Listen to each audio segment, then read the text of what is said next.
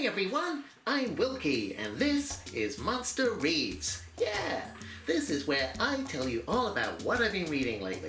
Books I've loved a little bit less. Let's jump right in.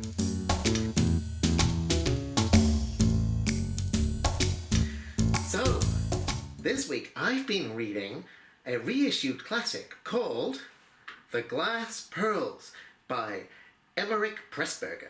Now, Emeric Pressburger was a film director and novelist. He directed films such as The Red Shoes. He was working in the 60s.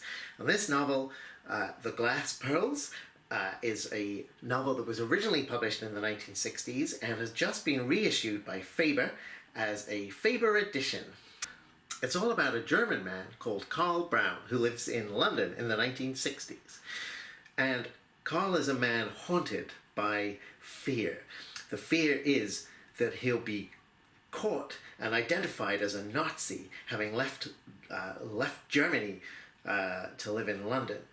And at first you think this is perhaps just sort of paranoia. There's a lot of anti-German racism around and xenophobia.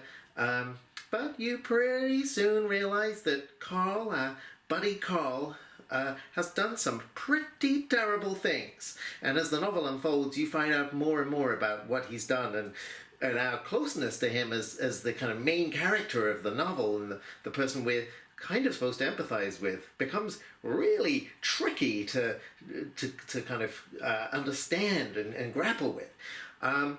Because you're sort of really swept up with him and his paranoia and fear and anxiety that someone's going to identify him. He kind of hears people call his real name and suspects everybody of being a Nazi hunter and a spy, and you're kind of really caught up with the drama of this and the sort of fear, even though you know that you want him to get caught. You know, he's a terrible guy, and you just keep finding out how terrible he is. But the whole time, you're also feeling this sort of tension of, is he going to get caught? Who's this shadowy figure? You know, who can he trust?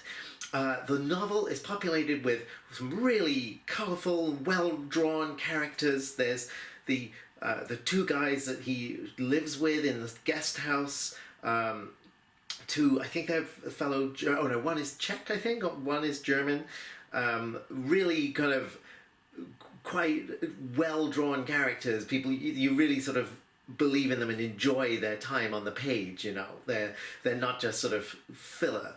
And again, the women that he dates, that he takes to a lot of concerts, and their love story sort of becomes a major part of the book.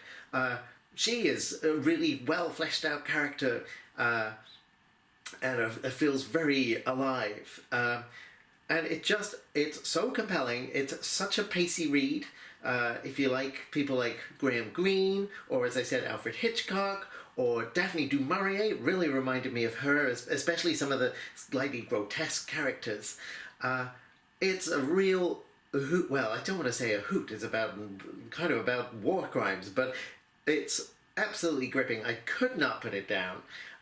It's a great rediscovery. Thank you so much to Faber for the free copy, but also for rediscovering this book and reissuing it so nicely. Mr. Pressburger is obviously very well known as a film director, and I hope that people read this book and realize he's a great novelist too, a real good storyteller. Do read it if you can get a copy in the library or bookshop. Honestly, if you like that sort of thing, that kind of noirish flavored thing, that sort of mid-century stuff in London, if you like that setting, post-war stuff, you'll really love it. You'll absolutely wolf it down like me. So, yeah, thanks again to Faber. I hope you enjoy the book and read it. That's all from me. See you next time. Thank you. Oh, and don't forget to like and subscribe.